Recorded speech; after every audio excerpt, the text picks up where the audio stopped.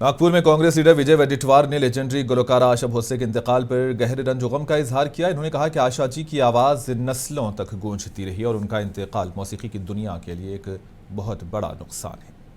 आशा भोसले जी ने अपना नाम बड़ा ऊंचा किया था। हर जुबा पर, चाहे पुरानी पीढ़ी हो, 2 पीढ़ी के पहले की बात हो या अभी नई पीढ़ी हो, हर पीढ़ी पे जुबा पर गुनगुनाने वाली उनकी गायकी ये बहुत ही लोगों को लुभाती थी। ऐसी लोकप्रिय गायिका, जगह विख्यात लोकप्रिय गायिका, इनका हृदय विकार से, हार्ट अटैक से दुखद निधन हुआ। इससे बहुत बड़ी इस क्षेत्र की हानि है और विशेष रूप से जो एक गायिका के रूप में वो सामने आई और उनके पीछे उन्होंने दुख भी बहुत सा। आशा और लता की तुलना में एक तरफ आशा जी की लोकप्रियता सर्वोच्च स्थान पर थी और उनके जब ये 16वें साल में आशा जी की शादी हुई, 16वें साल में, तब लता दीदी ने और उनके फैमिली ने विरोध किया था। मतलब अंतर्गत कौटुंबिक या फैमिली में भी बड़ा तनाव उनको झेलना पड़ा और विरोध भी झेलना पड़ा। फिर भी उन्होंने ये कहते हैं कि प्रोफेशनल उनके करियर में बड़ा अच्छा सामने आता था, पर पर्दे के पीछे फैमिली के बैकग्राउंड में बहुत वो दुखी भी थी। फिर भी उन्होंने अपनी गायिका को छोड़ा नहीं, गाते रहे और पूरे पद्म विभूषण याफ्ता गुलकारा आशा भोसले के इंतकाल के बाद मुंबई के इलाके लोअर परेल में वाक़ उनकी रिहाइशगाह पर सिक्योरिटी सख्त कर दी गई। हुक्काम के मुताबिक आशा जी के घर के बाहर बड़ी तादाद में मद्दाहों, फनकारों और अहम शख्सियात की आमद मुतवक्को है, जिसके पेश नज़र पुलिस और दीगर सिक्योरिटी इदारों को तैनात कर दिया गया। इलाके में इजाफी नफरी भी तलब की गई है ताकि किसी भी नाखुशगवार वाक़े से बचा जा सके। इतलात के मुताबिक मद्दाह अपनी महबूब गुलकारा को खराज अकीदत पेश करने के लिए उनकी रिहाइशगाह का रुख कर रहे हैं, जहाँ नज़्म व ज़ब्त बरकरार रखने के लिए सख्त इंतजाम किए गए। याद रहे कि आशा भोसले के इंतकाल से न सिर्फ बॉलीवुड बल्कि पूरी मौसीकी की दुनिया सोगवार है और उनके चाहने वाले बड़ी तादाद में उन्हें आखिरी दीदार के लिए पहुंच रहे हैं।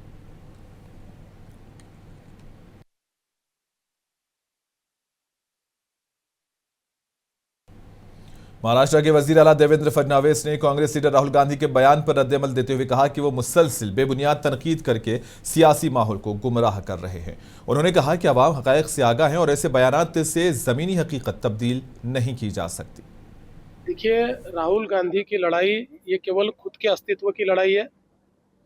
उनकी लड़ाई ये केवल लगातार जो उनको हार मिल रही है उसमें से अपने नेतृत्व को कैसे बचाए। और आज कांग्रेस पार्टी में अंदरूनी तरीके से बहुत बड़े पैमाने पर ये हमको जीत दिला नहीं सकते, इनको हटाया जाए, इस प्रकार का एक बहुत बड़ा माहौल तैयार हो रहा है।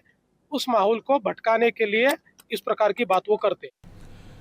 नायब वजीर आला सुरेंद्र पवार आज अजित पवार के स्मृति स्थल पर पहुंची, जहां उन्होंने मरहूम अजित पवार को खिराज अकीदत पेश किया और उनकी याद में दुआ या कलिमात अदा किए। इस मौके पर सुरेंद्र पवार के हमरा पार्टी रहनुमा और करीबी साथी भी मौजूद थे। स्मृति स्थल पर जज्बाती मनाजिर देखने में आए, जहां कारकुनान और मुकामी अफराद ने भी मरहूम रहनुमा को याद करते हुए अकीदत का इजहार किया।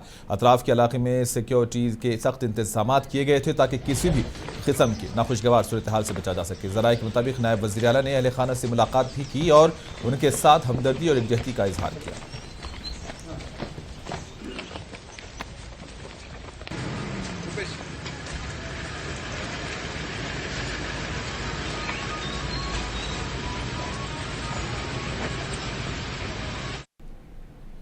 रियासती वजीर आदित्य तटकरे ने बारामती असेंबली हल्के में ज़िमनी इंतखाब के ऐलान पर रद्दअमल देते हुए कहा कि इंतखाबी अमल जमहूरियत का हिस्सा है और उनकी जमात अवामी खिदमत के एजेंडे के साथ मैदान में उतरेगी।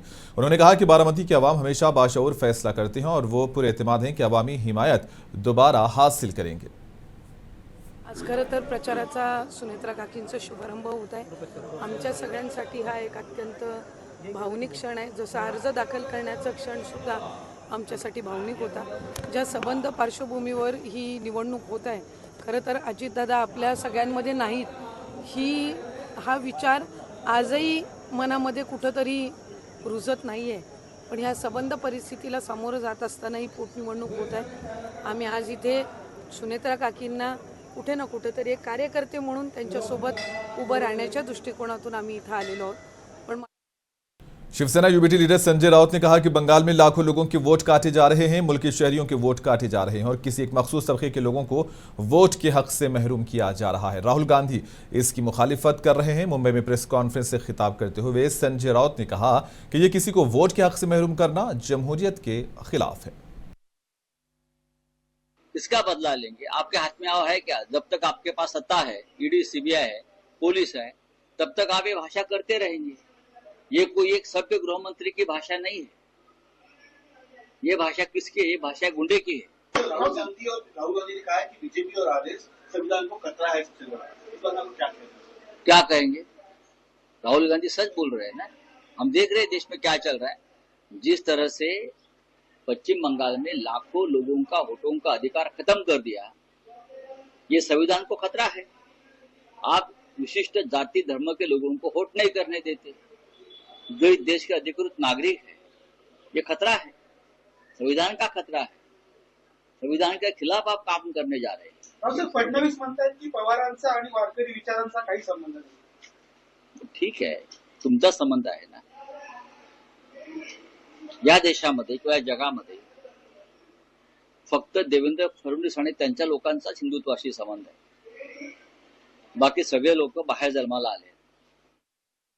आलमी मेमन डे के मौके पर मुंबई के साबु सिद्दीक कॉलेज ग्राउंड में एक शानदार मेगा एग्जीबिशन का इनेकाद किया गया, जिसे ऑल इंडिया मेमन जमात फेडरेशन और ग्रेस नेटवर्क के इश्तराक से मुनक्किद किया गया है। तकरीब का इफ्तिताह डॉक्टर जहीर काजी और एडवोकेट यूसुफ अब्राहानी ने रिबन काट कर किया, जबकि प्रोग्राम का आगाज तिलावत कुरान पाक से हुआ। इस मौके पर मुख्तलिफ ममालिक से आए हुए मेहमानों समेत बड़ी तादाद में समाजी व कारोबारी शख्सियात ने शिरकत की। तकरीब में नाबीना बच्चों की जानिब से कुरान पाक की तिलावत ने शुरका को मुतासिर किया। मुंतजिमीन ने बताया कि आलमी मेमन डे के मौके पर दुनिया भर में Falahi सरगर्मियों, medical camps, blood donation और यतीम बच्चों की कफालत जैसे इक़दाम किए गए। मुंतजिमीन के मुताबिक ये तकरीब कामयाबी के साथ अख्ताम पजीर हुई और आखिर में शुरका ने आलमी मेमन कम्युनिटी के लिए नेक तमन्नाओं का इजहार किया। यहाँ पर मुबीन सोलकर साहब हैं, अमीन सोलकर साहब हैं।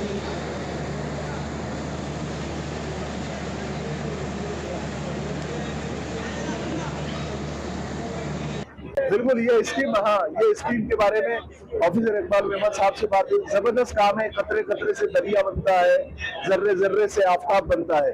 तो ऑफिसर इकबाल मेमन साहब ने ये इस बारे में मशवरा किया और ये शुरू किया और बहुत कामयाबी के साथ अल्हम्दुलिल्लाह चल रहा है। हम दुआ करते हैं कि अल्लाह तबारक व तआला इसको कामयाब फरमाए। वेल, हम अभी ही आए हैं, अभी जरा जाते जाते हम मेमन डे का जो एग्जीबिशन है हम देखेंगे, लेकिन ये बहुत एक अच्छी और अजीब गरीब आइडिया है कि सब लोग इधर छोटा धंधा करते हैं, मीडियम धंधा करते हैं, तो इकट्ठा आवे और पूरे मेमन कम्युनिटी को साथ में लेकर एक दूसरे को मदद करें। अल्हम्दुलिल्लाह वर्ल्ड मेमन डे बहुत सक्सेसफुल हुआ है, पूरी दुनिया में बहुत अच्छे से बनाया गया। अगर मैं बॉम्बे की बात करूं तो कल अल्हम्दुलिल्लाह मेडिकल कैंप हुआ था और आगाज हुआ था। ये इसलिए हुआ था कि हम बताना चाहते कि हम मेमन कम्युनिटी, जो कि पीस लविंग बिजनेस कम्युनिटी है, हम बोलते हैं अल्हम्दुलिल्लाह हम है भी, और हमारे हर किसी से ताल्लुक आते, तो ये एक दिन हम हर किसी को जोड़ते हैं। वर्ल्ड मेमन डे के बारे में अगर मैं गुफ्तगू करूँ तो 1 घंटा नहीं 2 घंटा नहीं बहुत वक्त लग जाएगा, क्योंकि बहुत सारे एक कम्युनिटी में खूबियाँ हैं। खास करके ये चैरिटी इनके यहाँ से होती है, जो सखावत होती है, ज़कात का जो सिलसिला इनके पास है, हमको सबक सीखना चाहिए दूसरे मुसलमानों को, और इनको देख के बहुत सारे कौम। भिवंडी के फातिमा नगर इलाके में वाक़ 100 फीट रोड पर गोदामों में अचानक भयानक आग भड़क उठी, जिससे इलाके में अफरा तफरी मच गई। एक गोदाम में ड्राई फ्रूट जबकि दूसरे में गारमेंट का काम जारी था। दोनों मुकम्मल तौर पर जलकर खाक हो गए हैं। फायर ब्रिगेड की 2 गाड़ियां मौके पर पहुंचकर आग बुझाने में मसरूफ रही। ताहम इस हादसे में किसी जानी नुकसान की इतला नहीं है, जबकि लाखों रुपये के नुकसान का अंदेशा जाहिर किया जा रहा है। फायर ब्रिगेड के अमले ने बताया कि आग की शिद्दत के सबब काफ़ी मुश्किल और कई घंटों की मशक्क़त के बाद आग पर काबू पाया गया। हादसे में दोनों गोदामों में रखा सारा सामान जलकर खाकस्तर हो गया।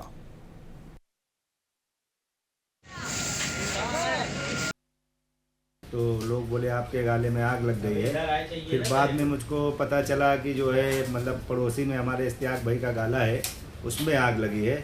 लेकिन उनके पड़ोसी के गाले में आग लगने की वजह से मेरा भी जो है ऊपर में पूरा मटेरियल वगैरह रखा हुआ था, बोतल बनाता हूँ ड्राई फ्रूट की में, तो उसमें आग लग गई। और इसी तरीके से मेरा भांजा जो है यहाँ पे सिलाई करता है, कपड़ा वगैरह ला के सिलता है, 7-8 मशीन है, वो भी पूरी जल गई है, पूरा नुकसान हो गया है।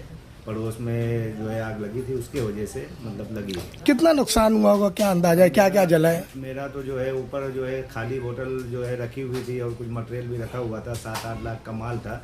और बाकी जो है ये अपना जो मेरे भांजे का है, ये सब सिलाई मशीन है 5-6, और जो भी कपड़ा वगैरह रहा होगा वो सब पूरा जल के ख़त्म हो चुका है।